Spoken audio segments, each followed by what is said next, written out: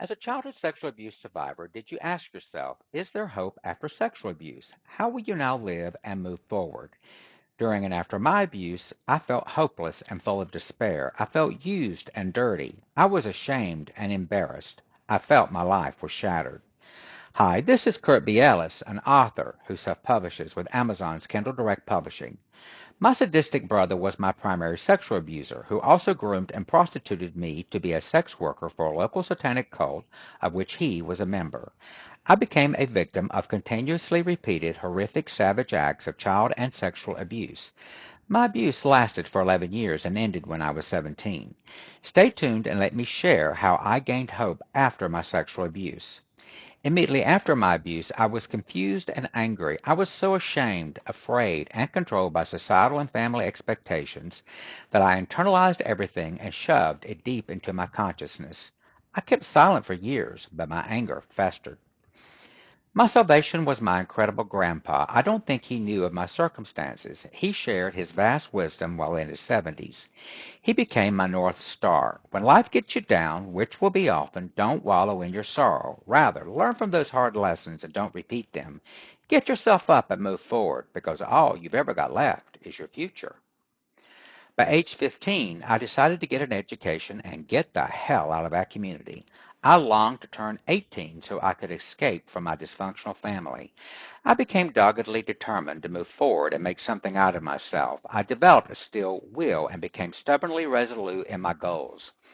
Rather than crying over every obstacle I faced, I learned from them, pivoted, and moved forward. Life, nevertheless, was not easy.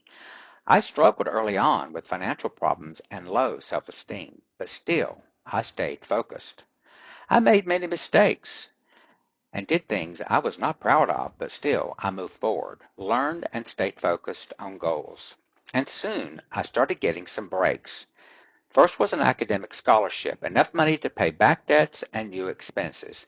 Then I completed my undergraduate degree. This led to admission to graduate school, and about 5 years later, I graduated with a PhD. And that degree changed my life forever in a positive direction. I got well-paying jobs. I also became frugal, spent conservatively, and invested well. And this plan became the basis for the rest of my life. I retired early and still live frugally but comfortably. Now I have peace and a sense of well-being. So the bottom line is, don't let the bad in your life define and cripple you. Instead, move forward and become the best despite your horrible situation. And this is precisely what I have shared in my latest novel. My novel begins with my horrible childhood and continues through my remarkable journey of survival and recovery. My novel's title is Boy in the Barn, Journey of Triumph of Horrific Child Abuse, Sexual Abuse, and PTSD. It's an inspiring LGBTQIA coming-of-age story about hope, courage, and the resilience of the human spirit. My novel is for sale on Amazon in Kindle paperback and audiobook form. The audiobook is also distributed on Audible and iTunes. You can read or listen to my painful but inspirational story to learn more about how I survived my abuse and made the best of my life despite my horrible childhood. As a reminder, please leave honest reviews and ratings for my books and audiobook. This helps me be recognized by other valuable readers like yourself. Thank you for your time today. Also, click on the links below and see my published books. Like my video? Hit the subscribe button and give me a thumbs up. And don't forget that your feedback is always greatly valued and much appreciated.